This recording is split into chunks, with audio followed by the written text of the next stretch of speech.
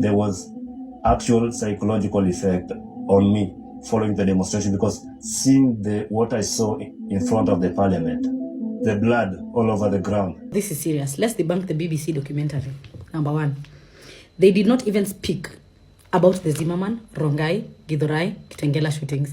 Anger, frustration, nimetukanana hapa hivi, Ruto pops up and I just insulted the screen automatically.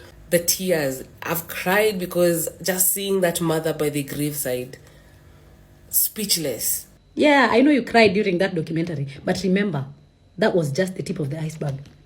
A big shout out, okay, to BBC for the good work. Inaitwaga job well done. Yes. Yani unaona kwamba mwanahabari amechukua muda wake, amejituma, akafanya upelelezi, upekuzi, akapekua, akachunguza. Wanasema wametumia pictures over 1500. Ndio. Pictures kuangalia tu kwa mwaka mzima Mwashumbe. Ndio. Ndio nimeelewa the real definition of due diligence. So mtu akikwambia I will do my due diligence, lazima afanye kama BBC. Those people, they were very thorough. Imagine they are calculating the length between the shooter and the protester. The camera angle. Wanachukua protector wanakuwekea pale, wanakuambia the angle was 60 degrees. Toka kwa protester mpaka kwa the shooter. Wanacalculate the circumference to volume ratio. Wanacalculate the camera angle in a 360 form. Wanaizungusha kamera hivi. Yani, kila jambo lina siku ambapo litafichuka. Kila jambo lina siku ambapo litafichuka. Exactly. Ndio kibwagizo chao. Ndio. Sasa pale katika story ya last year 25th of June wamepekua na wakaangalia na wakatuonesha kulingana na wao na uchunguzi wao. Exactly. Na iko katika mtandao wa YouTube. Ni nani haswa alikuwa anatumia live bullet kuwaua Gen Z wakati wa maandamano. Unajua sisi kama wa Kenya hasira yetu ilikuwa inatulia. Tulikuwa tunaenda tukitulia, lakini hatukuwa tumesahau. Msisahau hivyo, okay? So msiseme BBC sijui wamekuja wakascript wakafanya nini. Hiyo kitu yenye wamepost hiyo ndo ilifanyika. Are we together? Okay? Na sisi kama wa Kenya we know hakuna mtu anatuprotect. Tunajua hivyo. Everyone anajaribu kutafuta venye utaumiza wa Kenya wenye tumezaliwa kwa hii nchi, si ndio? Lakini acha niwaambie ukweli, hakuna mse ataishi milele. Na hizo power zenyu zenye mko na kiburi nazo zitakuja isha. Tuko pamoja hadi hapo?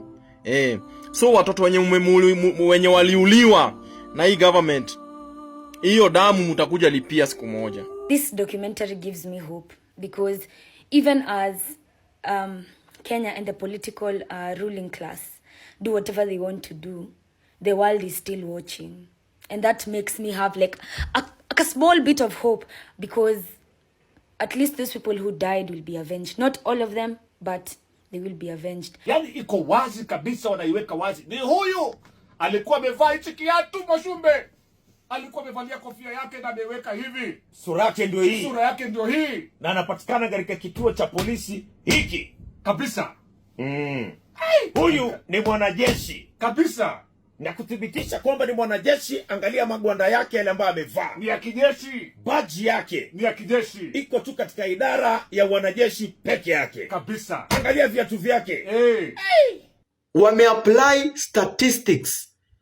Wakeka ile match and mismatch. Huyu anaweza kuwa ni yeye ama huyu si yeye. Waka-apply probability. Waka-apply ntonga nini? Geometry. Anakuambia angle, distance, the volume, the what, everything.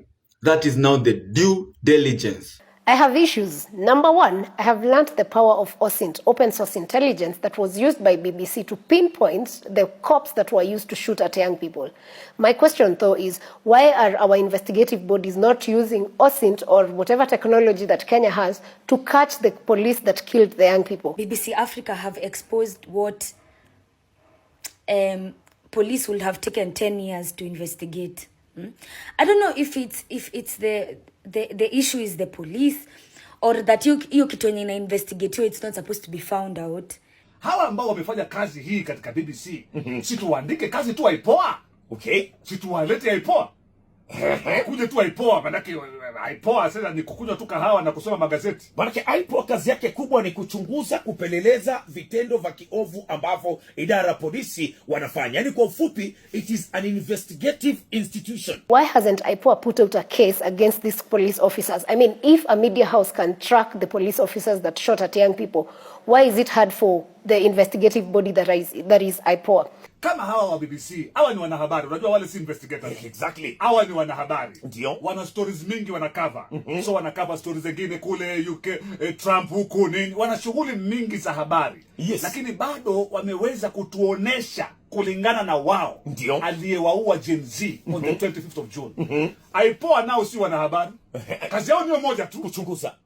Kuangalia vitendo vya polisi. Moja tu peke yake. Yaani unaamka asubuhi unavaa suti na tai mashule, kazi yako ni ngapi? Hiyo peke yake. Tu kuangalia vitendo vya polisi hapa nchini Kenya na kuchunguza na kubainisha.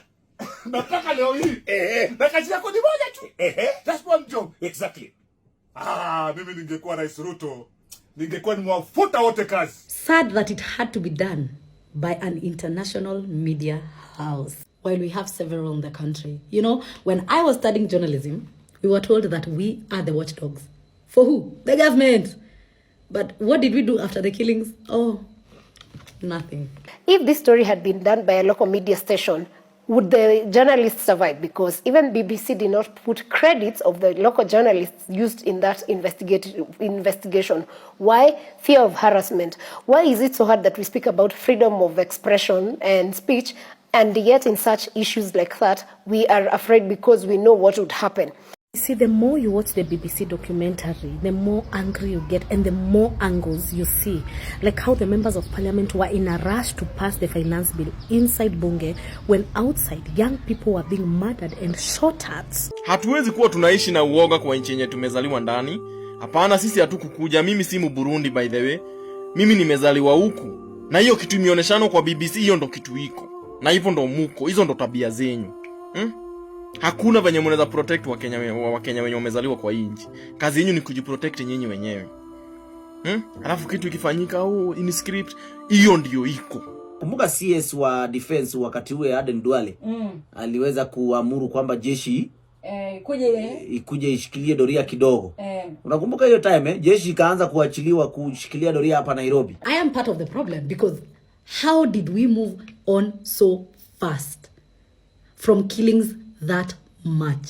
Also, the Kenyan army was there. Aren't they trained and skilled to kill assassins? And you're sending them to kneel down and aim at kids.